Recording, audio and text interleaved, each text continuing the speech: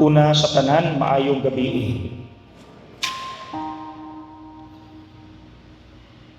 Ang mensahe sa ato ang ebanghelyo is very kindergarten. Tanan makasabot, sayon, pambata, basic, fundamental, tanan, simple, yano, kindergarten kaayo.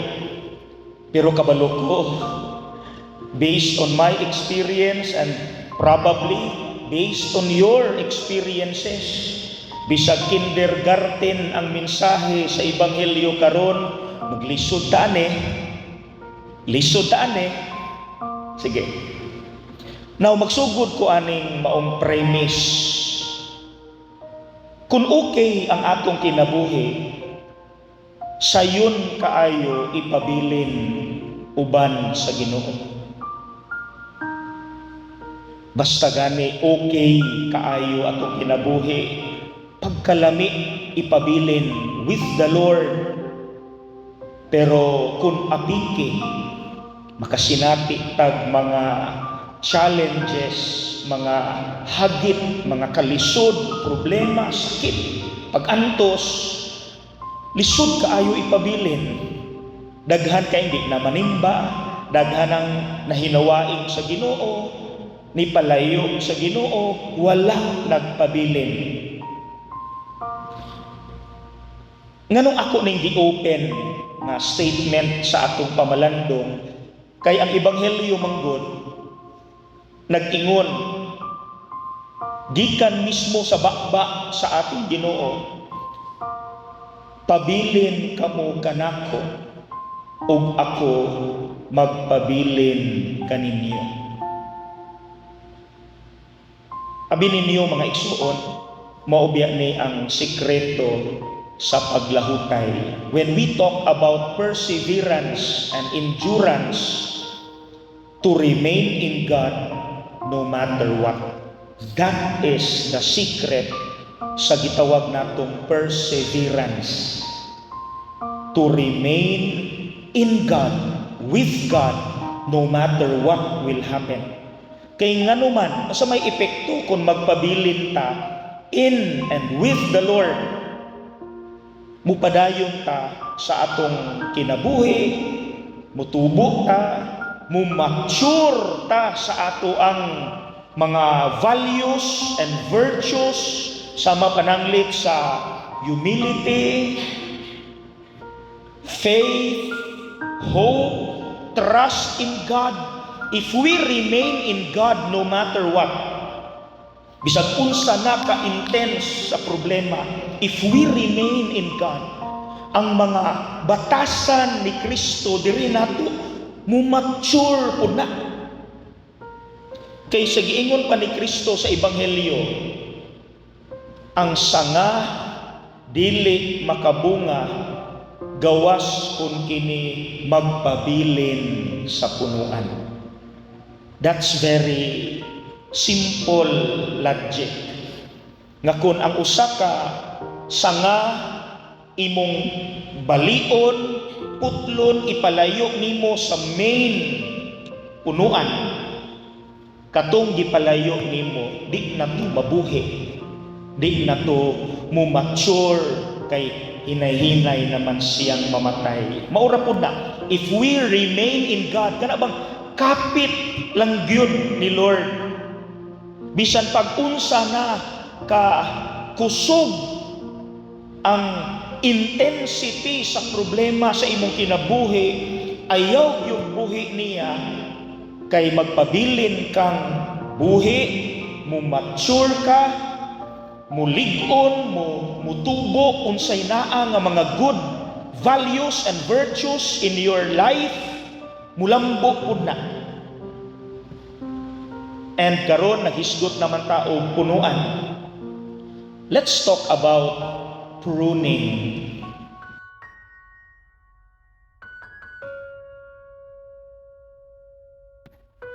Kanang pruning maunay ato ang main message sa gospel. Usa nang pruning? P-R-U-N-I-N-G. Sa Binisaya pa, pulong. Nakagets ta, nakasabot ba ta ang Binisaya nga pulungan?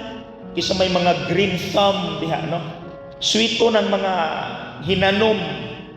Kanang pulungan, unsa may purpose ana? Aron nga ang punuan mas mudaghan pagyud iyang sanga, iyang dahon o mamunga pagyud siya dugang. Pruning, pagpulong. Mga igsuon, kung naghisgot tag tanom, lami paminawon ang pruning, ang pagpulong, kay makapabunga, makapalabong sa dahon, makapadaghan sa iyang sanga, nga makapadaghan sa bunga. Lami kaayo kung gamiton ang pruning sa tanom. But when we talk about pruning or pagpulong sa kinabuhi nato isip tao, walay ganahan. Kanuman, ang pruning di ay nga gipasabot sa ebanghelyo, it means problema, pag-antos, aksidente, kamatayon, sakit. Walay ganahan anak mga igsoon. Bisan pagbayran ka o pila ka milyon, muingon yun ka bahala na ng kwarta diha, inyuhan na, basta ako wala lang yun ko'y problema, walay pag-antos, walay sakit, walay aksidente sa pamilya, walay mamatay sa mga membros pamilya. You ask someone nga niagi anang pagpamulong sa kinabuhi, puros yun na muingon og sakit. Naku i-share ninyo, ako naman yung gi-share atong Biyernes, atong Huwebes manggod, sa tanang misa nako sa patay, katong misa nako sa Huwebes, it really hit me hard. Igop kay ko nga hangtod karon, gapanglingo-lingo gid ko pagkatano man Lord. Isayangan kay ko ngano man. Gipa-misa ko og death anniversary dito sa Zamboanga Gardens, no, sa Pulangco. Sa usa ka 7-year-old nga babae, bata nga namatay sa dengue. Pero dugay nang namatay ang bata 7 years ago. Kung buhi pa siya karon, she is 14 years old na unta. So nagmisa ko dito, wala ra sa akong buot, kay basta na'y mag-request na ko, misa ra po ko diha. Pero ambot nga nung paghuman sa misa, dili man nung takot ng interview, ambot mo ra magnakunsaran ko si Espiritu Santo, kay murag lai ang akong pagtanaw sa amahan, naluoy ko sa amahan ba? Wala pagani ko kabalo sa istorya, gikumot na akong kasing-kasing gatanaw sa amahan, na asyas atubangan sa kanang kunasa gilubong iyang anak. Dayon, kultura man as Pilipino nang maghalad tag makaon, gabutang siya makaon, gabutang siya sneakers, no, kanang chocolate. Dayon, gatuktok siya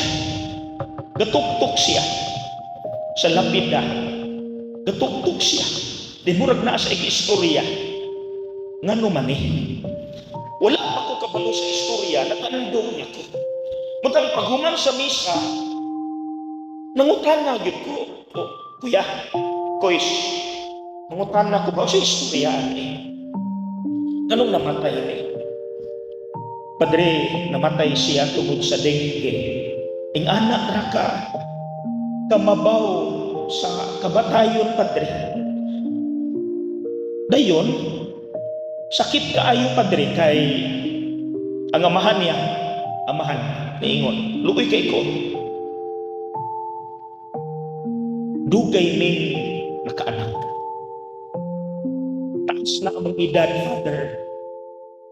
Pirti na mong ampo, paningkamot, nga magkaanak ni.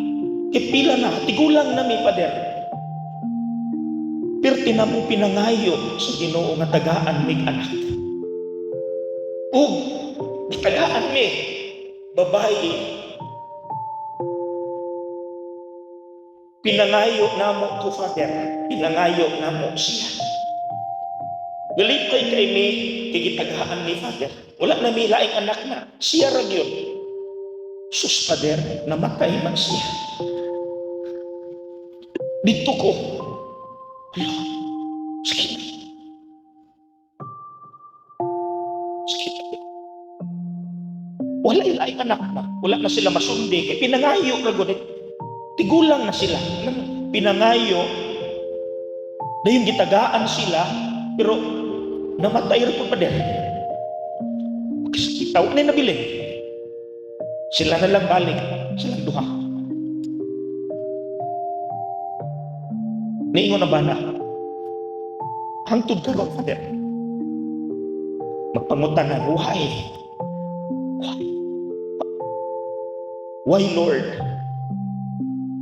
Papakaw kami sa anniversary nga puro gitog nahugno hangtod karon mo sabot guol ko murabag katong experience sa couple mao toy pagpamulong ang pruning pagpamulong na ilang na sinati na kung imong pangutan-on mao gyud why Lord why pinangayo ni nganong gikuha pamangyog matik as early as 7 years lang. Dito ko na sakita man. Sakit. Karon pa ko na sakitan yun kaayo nakamisa kong anniversary. Why? Why? Hangtod karon why? Sayang nga oy. Sayang oy. Pruning. Walay ganahan yun pruning kung kinabuhi maoy hisgutan mga igsoon. Wala gyoy ganahan anak maghisgot. Kibisan gani ako ni agi ko kung pagpamulong, no? Kabalo naman mo anak na nadisgrasya ko and it was a very terrible accident nga nabalik ni titanium na ni akong nawong. The question nga ni gawas sa ako gabalik-balik hangtod gapar ayo ko why Lord why the same question why pruning. Duha gyud ganahan anak mga igsoon. Pero ato tiwason, dara. Good news. Atong tiwason ang giingon ni Kristo. And I quote, pulungan niya ang tanang sanga nga mamunga aron kini mahinlo ug mamungag daghan. That is the good news.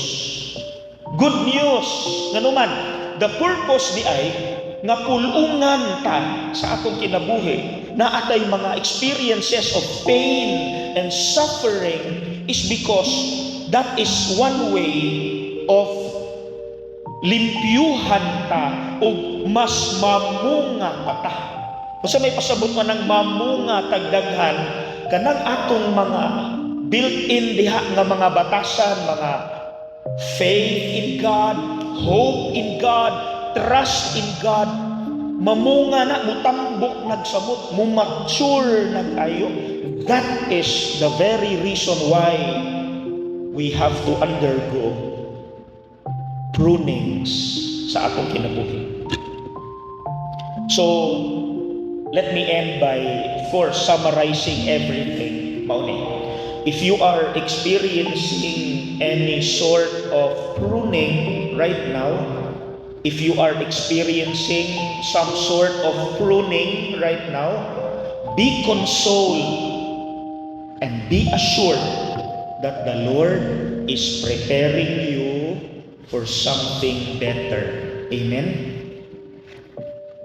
Ayaw kalimutan. Ayaw o kaguol, tulo lang luha pero walay surindiray.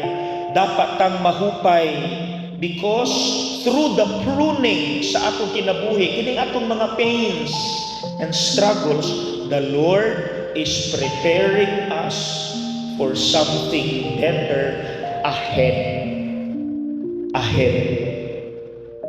So atong iampo, Lord, help me to hold on to you no matter what.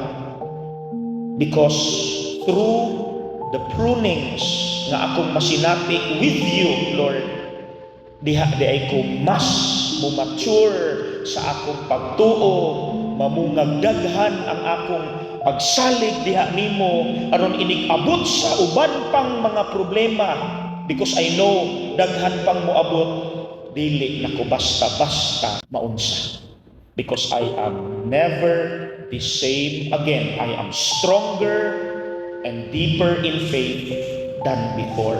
That is the fruit of pruning.